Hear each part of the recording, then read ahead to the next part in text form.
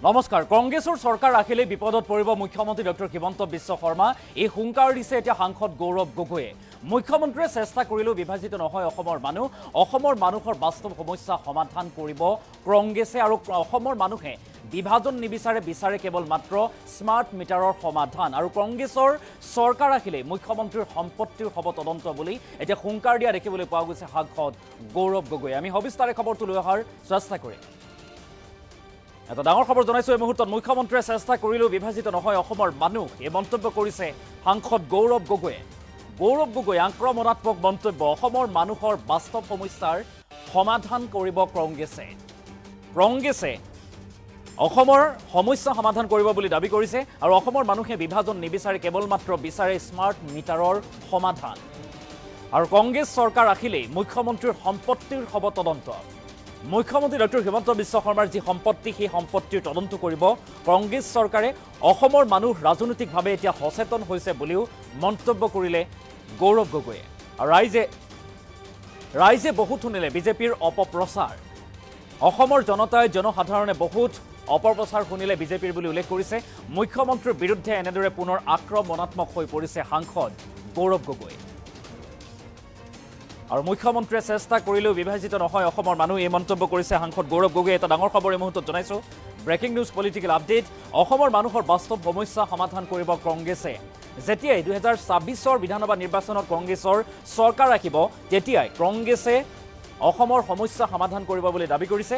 অসমৰ মানুহে বিভাজন নিবিচাৰে, কিন্তু এতিয়া যি স্মাৰ্ট মিটাৰৰ দৌৰাত্ম্য, সেই স্মাৰ্ট মিটাৰৰ পৰা মুক্তি বিচাৰে অসমৰ জনসাধাৰণে। কংগ্ৰেছ চৰকাৰ ৰাখিলেই মুখ্যমন্ত্ৰী ডক্টৰ হিমন্ত বিশ্ব শৰ্মাৰ সম্পত্তিৰ তদন্ত হ'ব বুলিও মন্তব্য কৰিছে সাংসদ গৌৰৱ গগৈয়ে। আৰু ৰাইজে বহুত শুনিলে বিজেপিৰ অপপ্ৰচাৰ।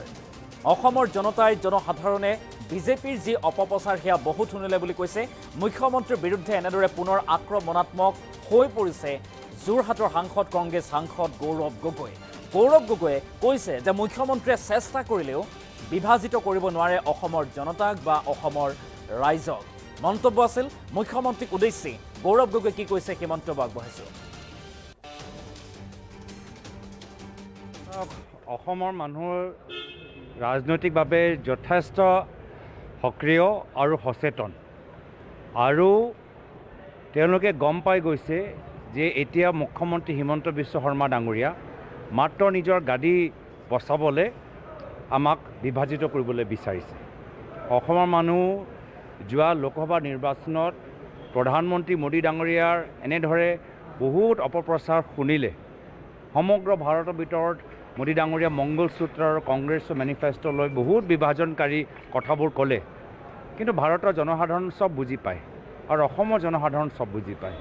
তো মুখ্যমন্ত্ৰী আপ্ৰাণ চেষ্টা কৰিলেও অসমৰ মানুহ বিভাজিত নহয়, অসমৰ মানুহ একত্ৰিত, অসমৰ মানুহ ৰাজনৈতিকভাৱে সচেতন, আৰু অসমৰ বাস্তৱ সমস্যা সমাধান কৰিবলৈ কংগ্ৰেছ দল কাম কৰি যাব। আচলতে 26ক লৈ চকী নাথাকিব বুলি ধৰি লৈছে নেকি হিমন্ত?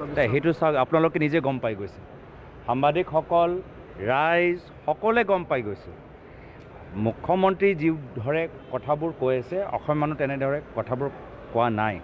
অসম মানুহ একত্ৰিত থাকিবলৈ বিচাৰে। অসমীয়া মানুহ আজি স্মাৰ্ট মিটাৰ বিৰুদ্ধে মাত মাতিছে। অসমীয়া যুৱকসকল সংস্থাপন বিচাৰে। অসমৰ আমাৰ ল'ৰা ছোৱালী আজি ভাল শিক্ষা অনুষ্ঠান বিচাৰে।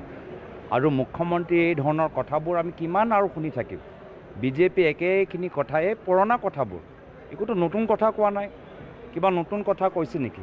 অসমৰ মানুহ এনেধৰণৰ কথা আগৰ পৰাই শুনি আহিছে। 2014 চনৰ পৰা শুনি আহিছে। 10 বছৰ এনেধৰণৰ কাম বিজেপিক যথেষ্ট লাভ প্ৰদান কৰিলে আৰু লাভ নিদিয়ে।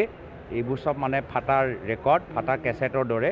এইবোৰ চব এতিয়া আগৰ দৰে সুৰ আছে না কিবা প্ৰভাৱ অসমৰ মানুহৰ মনৰ ওপৰত পেলাব। অসমৰ মানুহ চব বুজি পায়, আৰু আমি বাস্তৱ তেওঁলোকৰ আশা, তেওঁলোকৰ সপোন পূৰণ কৰিবলৈ আমি নতুন এটা প্ৰগতিশীল অসম আমি অহা বিধানসভা নিৰ্বাচনৰ পিছত গঢ়ি তুলিম। ভূপেন বৰাৰ বিৰুদ্ধে লাগি গৈছে। ভূপেন বৰাৰ যে আসনখনৰ কাৰণে এতিয়া সভাপতিত্ব চেঞ্জ কৰাৰ কাৰণে আগবাঢ়িছে।